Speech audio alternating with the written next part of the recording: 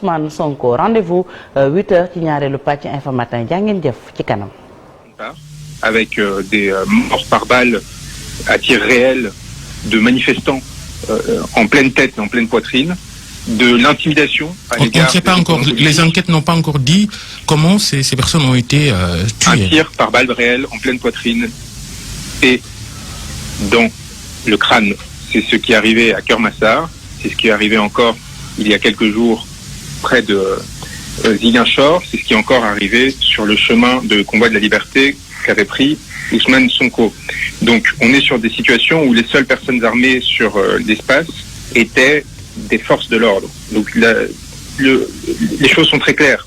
Les choses sont très claires et l'absence d'ailleurs d'enquête depuis 3 ans sur les nombreuses morts par tir de balles réelles au Sénégal est particulièrement inquiétante. Mais aussi inquiétante, l'intimidation à l'égard des opposants politiques et la détention arbitraire de M. Sonko en ce moment est encore plus inquiétante, évidemment. L'attaque qui a été faite à ses avocats qui ont été gazés hier alors qu'ils tentaient de se rendre auprès de leur client, alors qu'il n'y a aucun mandat d'arrêt contre M. Sonko. M. Sonko devrait être libre de ses mouvements. Il n'a pas encore été jugé et cela dit quelque chose probablement de la décision qui a été prise au plus haut de l'État en ce qui concerne son destin judiciaire.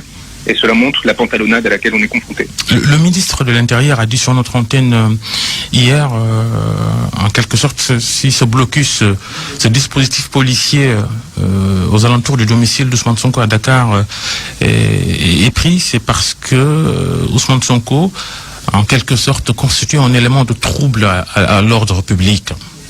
Monsieur le ministre de l'Intérieur n'a pas autorité pour ordonner des assassinats, n'a pas autorité pour ordonner des détentions arbitraires et n'a pas autorité pour utiliser les moyens de l'État pour ses fins personnelles et pour préserver son chef de l'État.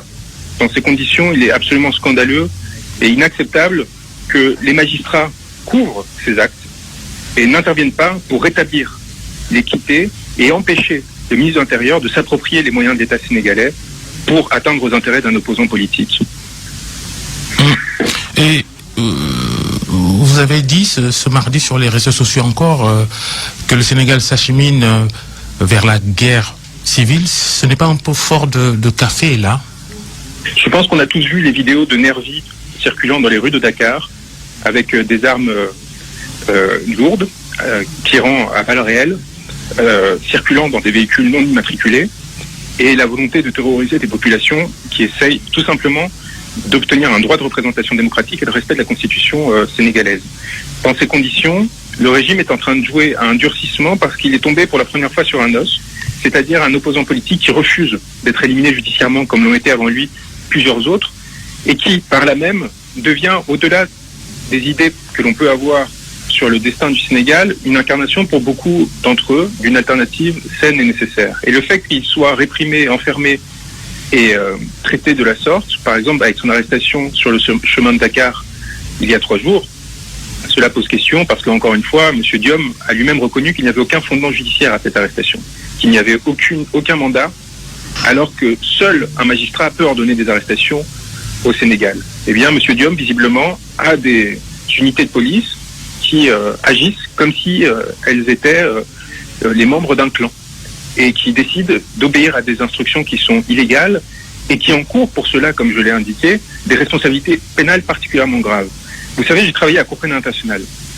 J'ai travaillé au bureau du procureur de la Cour pénale internationale. Et justement, vous aviez évoqué la CPI à un moment. Vous aviez évoqué la CPI pour dire que vous allez porter cette situation du Sénégal devant la Cour pénale internationale. Vous aviez annoncé des plaintes. Qu'est-ce que vous avez déjà fait pour ça? Est-ce que les procédures de la CPI peuvent prendre en charge ce qui se passe au Sénégal? Est-ce que c'est arrivé à une échelle qui mériterait que l'affaire soit transmise à la CPI? Donc, comme je vous le disais, j'ai travaillé au bureau du procureur de la Cour pénale internationale, donc je sais, et j'ai effectué ma thèse sur le sujet, je sais parfaitement quels sont les critères applicables, et je peux prévenir le régime et les membres de ce régime qui sont dedans. Qu'aujourd'hui, nous sommes face à une attaque généralisée et systématique contre une population civile, désarmée, du fait de leurs orientations politiques.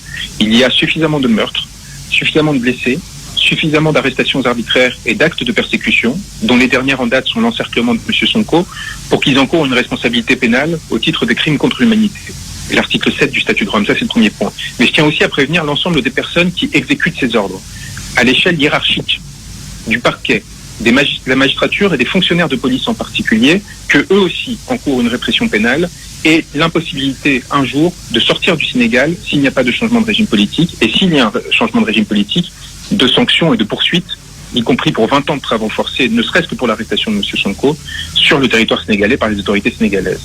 Et c'est un message assez clair que l'on m'a demandé de passer quant à la suite des événements. Le régime de Macky Sall, quoi qu'il arrive, ne sera pas éternel. Il y aura une alternance démocratique dans ce pays, un jour ou l'autre. Et à ce moment-là, la prescription ne sera pas atteinte pour l'ensemble des actes qui sont commis aujourd'hui contre des citoyens sénégalais pacifiques et contre des membres de la société civile et de partis politiques. Et les personnes qui veulent jouer avec le feu et qui pensent que les récompenses à court terme que leur propose le régime, que ce soit financièrement ou autre, risquent de payer très longtemps les conséquences de leurs actes et de l'atteinte non seulement au principe du statut de Rome et donc à la commission de crimes contre l'humanité, mais de façon plus générale à la vie démocratique sénégalaise.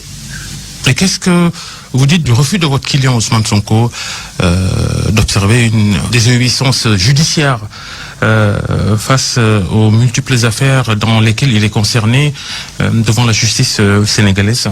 Monsieur Sonko a été présent à chacune des échéances qui le concernaient ou représentées lors de celle-ci, systématiquement. À aucun moment, il n'a désobéi à l'institution judiciaire, malgré la claire instrumentalisation de celle-ci, comme cela avait été le cas contre des opposants avant lui. Il a toujours, soit directement, soit par le biais de ses avocats, été présent, même si cela lui faisait encourir des risques pour sa vie, même s'il se faisait arrêter en chemin du tribunal judiciaire, même si ses avocats se faisaient gazer, même si ses avocats se faisaient expulser du Sénégal, comme si le Sénégal appartenait à un homme et à son clan, et non pas à son peuple, parce qu'il avait fait un commentaire que son Excellence Macky Sall avait considéré désobligeant.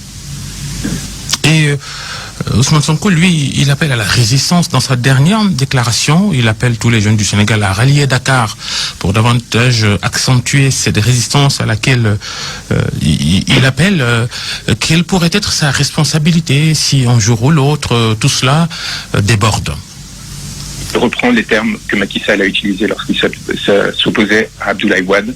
Lorsque le droit est de votre côté, lorsque vous faites l'objet de violence à votre encontre, car c'est de la violence qui est infligée à M. Sonko, vous avez parfaitement le droit d'appeler à ce que le peuple se manifeste pour vous protéger et pour protéger les institutions démocratiques. La dérive aujourd'hui, elle est le fruit des tirs à balles réelles qu'ont mis en œuvre les forces de sécurité depuis quelques mois et depuis mars 2021 contre des manifestants. Elle est le fruit des personnes qui arrêtent de façon arbitraire des militants du PASTEF et expulsent des avocats ou les gazent lorsqu'ils vont voir leurs clients. Elle n'est pas le fait de M. Sonko qui, à aucun moment, n'a fait usage, ni directement, ni indirectement, d'une quelconque forme de violence et qui se contente d'appeler le peuple sénégalais, non pas à le protéger en tant qu'individu, mais à protéger à travers lui leur possibilité de créer une alternance démocratique, de protéger leurs droits et d'éviter les spoliations qu'essaye de mettre en place ce régime avec l'appui de la France concernant les ressources naturelles qui ont été découvertes récemment sur le territoire et qui ne sont pas distribuées aujourd'hui et qui ne profitent qu'à une petite élite au détriment du reste de la population. Le pétrole et le gaz sénégalais pas encore sorti de terre, entre guillemets, hein, on va attendre un peu. Juan Branco, nous sommes à la veille du verdict sur le procès suite Beauté, les accusations de viol contre Ousmane Sonko de la part d'Adji Sarr, ancien employé du salon de beauté suite Beauté. Vous attendez à quel verdict demain, jeudi 1er juin? Tout est possible, et tout dépendra du niveau de soumission de la magistrature au pouvoir actuel. Ils peuvent parfaitement condamner parce qu'il leur a été ordonné. Ils peuvent parfaitement tenter de trouver, s'ils souhaitent respecter l'apparence, une sorte d'arrangement où ils essaieraient non pas de condamner pour viol parce qu'ils n'ont aucun élément matériel permettant de justifier l'existence d'un viol, ils n'ont aucune crédibilité sur ces assertions, mais essayer de contourner en essayant de parler de corruption de mineurs, de jeunesse, et ainsi de suite. La réalité aujourd'hui, elle est très simple, c'est qu'on est face à une institution judiciaire qui, face à des violations flagrantes du droit, alors que c'est son obligation, ne fait rien pour les empêcher. On n'entend pas le parquet aujourd'hui dénoncer l'encerclement, en dehors de tout cadre juridique, de M. Sonko. On n'entend pas le parquet enquêter sur les nervis qui ont été filmés, pourtant largement diffusés sur les réseaux sociaux, qui traversaient Dakar en tirant à balles réelles sur la population sénégalaise. Alors, à quoi sert le parquet? Est-ce qu'il sert à protéger l'ordre public ou est-ce qu'il sert à protéger les intérêts d'une clique qui aujourd'hui cherchent par tout moyen à éliminer M. Sonko, comme ils ont auparavant éliminé leurs opposants préalables. Et que dites-vous de ces domiciles de dignitaires du régime de Macky Sall attaqués violemment, incendiés, des véhicules aussi incendiés en même temps? Quel est votre commentaire sur ces assauts reçus par les partisans ou les responsables de son parti, son clan politique? Que le pouvoir actuel est en train d'enflammer la situation au Sénégal, ce qui est très grave. Parce que faire usage de la violence à des fins politiques amène toujours à des dérives particulièrement graves et qu'il appartient au parquet d'enquêter sur ces éléments. Mais pas seulement sur ces éléments, encore une fois. Également sur, d'une part, les violences qui sont commises contre les partisans de M. Sonko, contre M. Sonko en particulier, mais aussi contre toutes les morts dont je vous rappelle qu'aucune, depuis mars 2021, aucune n'a mené à la tenue d'un procès. Aucune des morts de manifestants depuis mars 2021, alors qu'il s'agit dans la quasi-totalité de tirs à balles réelles reçus pleine poitrine ou plein crâne, tirés depuis les forces de l'ordre, aucune n'a fait l'objet d'un quelconque procès. Et donc, à partir de cette impunité généralisée, ce qui est en train d'enfanter aujourd'hui M. Sall, et avec lui son supplétif M. Diom, qui a suffisamment d'humour pour essayer de justifier a posteriori l'arrestation de M. Sonko en prétendant qu'on aurait trouvé des billes et des lance-pierres dans sa voiture. Et des armes aussi, selon le ministère de l'Intérieur. Contre un opposant politique de première abord. Des armes aussi découvertes à bord du véhicule qui a été intercepté. Oui, des lance-pierres et des billes. C'est indécent. Comment est-ce que l'on peut se permettre d'apparaître à la télévision de façon satisfaite afin d'argumenter de la sorte de l'arrestation, encore une fois, a posteriori, parce qu'il n'y avait aucun motif à l'arrestation de M. Sonko, tout en prétendant qu'il ne s'agit que d'un transfèrement et non pas d'une arrestation. Pourquoi? Parce qu'il sait parfaitement qu'il n'y a aucun mandat pour le faire. Il n'y a d'ailleurs aucune poursuite contre M. Sonko aujourd'hui, parce qu'il sait parfaitement qu'il n'y avait rien à lui reprocher. Plusieurs personnes aussi ont été arrêtées et on a retrouvé par devers eux des cocktails Molotov, certains surpris en train d'en fabriquer. Oui, bien sûr, bien sûr. Est-ce que vous avez vu sur le cortège de M. Sonko l'usage de cocktails Molotov à un quelconque moment? Moi, la seule chose que j'ai vue, c'est un manifestant qui était tué par balle. Un manifestant qui était tué par balle par des forces de sécurité, sur lequel le procureur lui-même a dû admettre, alors que M. Diom parlait d'incident, alors que M. Diom prétendait que cette personne avait été morte dans le cadre d'affrontements avec les forces de l'ordre et dont on ne savait pas dans quel cadre ça s'était vraiment intervenu. Un procureur qui là-bas a eu au moins lui le courage d'admettre qu'il était mort d'une balle dans le plexus, alors qu'étaient apparu des nervis, des personnes dans des pick-up banalisés, en plus des forces de l'ordre qui étaient présentes sur le moment pour essayer de déstabiliser M. Sonko. Jusqu'ici, les seules preuves d'une quelconque méfait appartiennent au régime qui non seulement utilise les forces de l'ordre, mais qui voit que les forces de l'ordre commencent à craindre en termes d'impunité, commencent à craindre qu'un jour le pouvoir ne soit plus présent et du coup laisse à des nervis financer on ne sait comment pour essayer d'agir dans cette façon. Et vous me parlez d'absence d'exploitation des réserves pétrolières et gazières qui ont été découvertes. Je vous rappelle qu'à Saint-Louis, déjà, il y a des pêcheurs qui sont au chômage parce que justement, on a commencé le travail là-bas et qu'on envoie des personnes étrangères pour s'en charger au détriment de la population sénégalaise qui n'en voit pas les dividendes. Alors Juan Branco, au-delà de cette affaire Sweet Beauté, pour vous et les autres qui considèrent que le pouvoir actuel est en train d'organiser l'inéligibilité d'Ousmane Sonko, surtout en vue de la prochaine élection présidentielle prévue l'année prochaine, il y a déjà cet autre procès en diffamation contre Mame Mbaye Niang, le ministre du Tourisme, en première instance et en appel. Sonko est condamné. Vous êtes pourvu en cassation, on verra la suite. Ça va être déjà un problème concernant les ambitions politiques de votre client, non? Mais attendez, mais c'est une pantalonnade. C'est-à-dire que le pouvoir actuel, c'est à ce point qu'il n'a aucun fondement pour éliminer M. Sonko judiciairement, qu'il en arrive à expulser ses avocats, les empêcher de plaider, les empêcher d'apporter conclusion de nullité, comme c'était mon cas, pour démontrer que l'affaire était absolument vide. Donc soit on continue à croire aux fictions que nous propose le pouvoir et qu'il alimente pour essayer d'avoir plusieurs fers au feu, vous voyez, pour essayer de tenter d'un côté soit d'intimider avec une affaire, puis après de jouer sur l'autre et ainsi de suite, soit on commence à considérer qu'il est évidemment anormal qu'une personne aussi populaire et qui représente les aspirations de si nombreux citoyens se retrouve dans une situation où il ne peut pas se préparer éventuellement à devenir le prochain président du Sénégal. Et c'est dans l'intérêt des Sénégalais qu'il y ait cette tranquillité d'esprit qui lui permette de se préparer, parce que M. Sonko sera peut-être élu en février 2024. Et dans ces circonstances-là, tous ces mois qu'on essaye de lui retirer, qu'il pourrait pas passer à préparer cette alternative, a formé à l'échelle nationale, évidemment, des rencontres afin de préparer son gouvernement, mais aussi à l'échelle internationale, à se préparer aux échéances importantes auxquelles il va être confronté, notamment sur la redistribution des ressources, les contrats gaziers pétroliers, mais aussi l'appartenance au franc CFA et ainsi de suite. Cette façon de l'empêcher de se préparer à gouverner, elle est indécente et elle est prétextuelle. Et la maîtrise du calendrier judiciaire, son instrumentalisation, afin d'essayer d'obtenir, quoi qu'il en coûte, une décision avant le moment des validations des listes électorales, me semble assez révélatrice. Ce qui m'inquiète, encore une fois, ce n'est pas tant une question de est-ce que l'on est pour ou contre M. Sonko. Une démocratie ne fonctionne que si l'on permet aux citoyens d'avoir des alternatives variées. Et c'est le jeu de contraste et le jeu de rapport de force entre ces différentes voies politiques qui va permettre à la meilleure solution d'émerger et qui va permettre aux intérêts des citoyens de transparaître. Je ne pense pas que les Sénégalais veuillent vivre dans un pays où le moindre opposant politique puisse faire l'objet soit de traquenards, comme c'était le cas de M. Sonko, soit de poursuites judiciaires instrumentales dans le seul but de les éliminer, de façon à dissuader quiconque d'essayer d'arriver dans une position de représentativité du peuple sénégalais. Je ne crois pas que le peuple sénégalais souhaite vivre dans un monde où on peut être arrêté du fait de ses idées, où l'on peut mourir du fait d'une participation à des manifestations. Et cette situation, elle n'est pas le fruit de M. Sonko qui, comme vous le savez, a toujours joué le jeu institutionnel, s'est présenté aux élections de façon successive, a toujours participé aux échéances électorales démocratiquement, et qui, peut-être, ne fait pas partie de la caste, vous voyez, ne fait pas partie de la petite bourgeoisie Dakar, n'a pas donné peut-être les gages suffisants à la France pour leur permettre de s'assurer qu'il n'y aura pas de détournement trop important du Sénégal. Vous êtes français, Juan Branco, vous êtes français. Oui. Vous êtes français, espagnol. Français, espagnol, oui. On vous appelle de Paris. Là. De quoi, pardon? Oui. Alors, Juan Branco, quel est, à votre avis, le rôle que la France joue dans la situation actuelle au Sénégal? Que l'intérêt des Sénégalais est que la France joue le moindre rôle possible. C'est au peuple sénégalais de se déterminer objectivement sur son destin sans influence extérieure.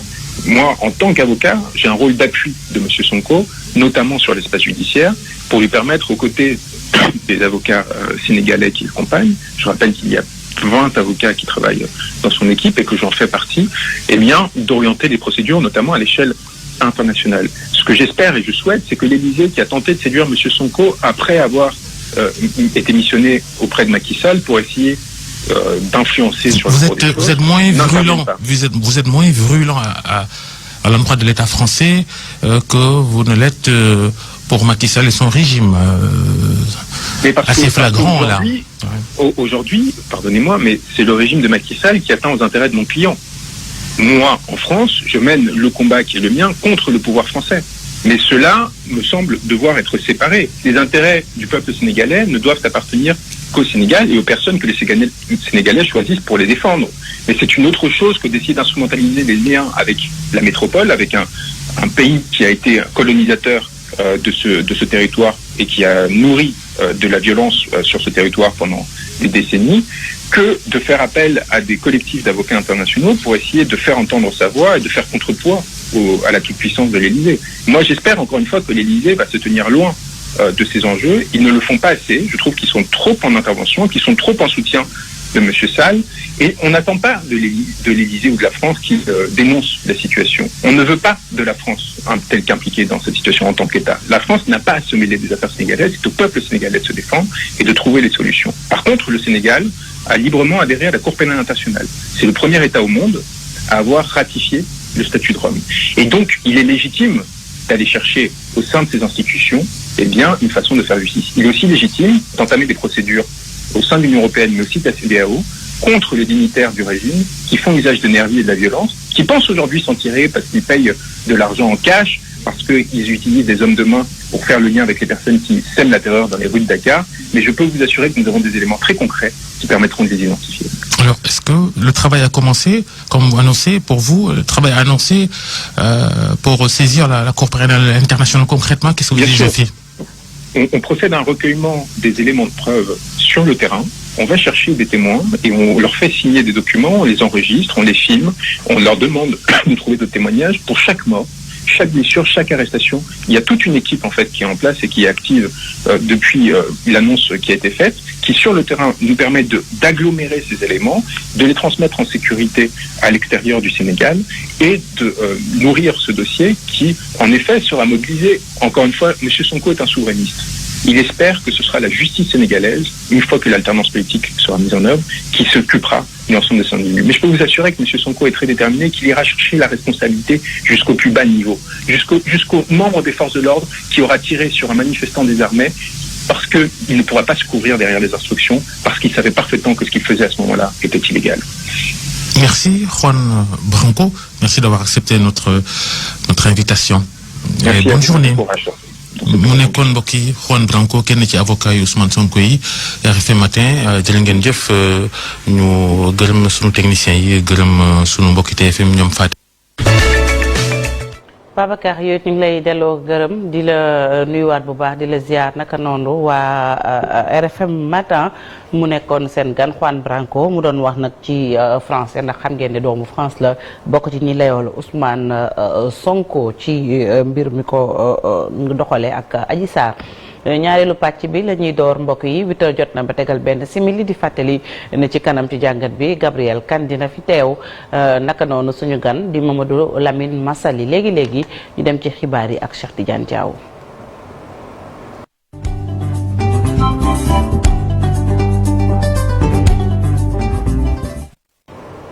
aywa Cheikh Tidiane xibaar yi dañ koy doore ak dialogue national bi am ca palais de la République tey ji ci suba lay tàmbali. tey ci